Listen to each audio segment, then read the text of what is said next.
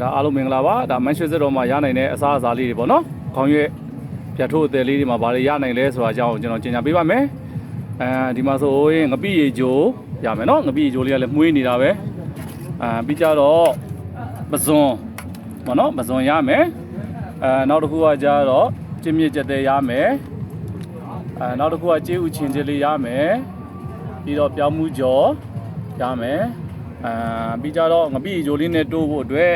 ဒီက6ရက်တော့တရသီးတော့သခွားသီးတော့ပေါ့နော်ရာသီပေါ်အသီးနှံအတိုးမျိုးလေးတွေရမယ်နောက်တစ်ခုကဘာတွေရောင်းမလဲဆိုတော့ချက်သားချစ်ရမယ်ဒီမှာထမင်းလေးပုံထားတာပေါ့နော်ထမင်းပုံဟင်းပုံပေါ့နော်အဲ့လိုတစ်ခါပုံကိုစင်းလုံးလေးကဘယ်လောက်လဲဆိုတော့9000ကျပ်နဲ့ရမယ်ခင်ဗျာအဲ့ဒါမှမဝသေးဘူးဆိုလို့ရှိရင်လိုက်ပွဲတစ်ပွဲကို1500နဲ့ပေါ့နော်6500ဆိုရင်ကျွန်တော်ဝါပြီဟုတ်ပြီဒီလိုလေးရမယ်ပေါ့နော်ဒီမှာစကျင်စပွဲလေးပါနောက်တစ်ခုကကြတော့ဒါအသားချောင်းကြော်ပေါ့နောက်ထပ်စိတ်သားချောင်းကြော်ထပ်ရမယ်ပြီးကြတော့ဘာတွေရောင်းမလဲဆိုတော့ငဖဲချက်ကလေးရမယ်နော်ငဖဲပြီးလို့ရှိရင်ကျွန်တော်စူပေါ်ရွယ်လေးနဲ့ချက်ထားတဲ့ပိန်နေသီးလေးရမယ်ပိန်နေသီးလေးရပြီးရင်နောက်ထပ်ဟင်းတစ်မျိုးထပ်လာမယ်ဗျာ5ချက်ပါ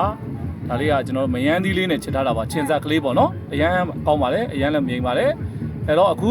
ကျွန်တော်လက်ရှိကျွန်တော်လည်းစားပါတော့မယ်ဒါကျွန်တော်စားလို့ရှိရမရိုက်ပြတော့ပါဘူးเนาะဒါလေးရပါပါအားလုံးကျေးဇူးတင်ပါတယ်